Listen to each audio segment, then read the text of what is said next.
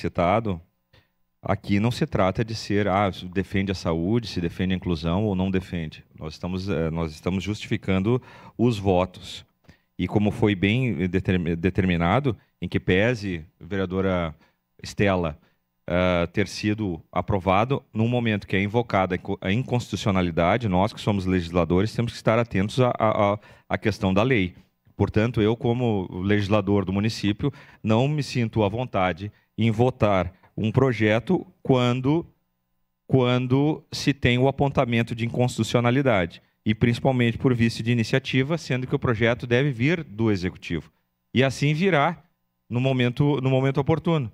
Portanto, acredito que não precisaríamos ter uma interferência dos poderes aqui ou ações judiciais no futuro, se levantando vícios de origem, quando nós, aqui legisladores, podemos né, atentos à questão da legislação, né, ir a favor da legislação. Então, nesse sentido, voto pela manutenção do veto ante aos argumentos já expostos de inconstitucionalidade. Para declarar o voto, presidente. Obrigado. Declarar voto, Rafael Bueno.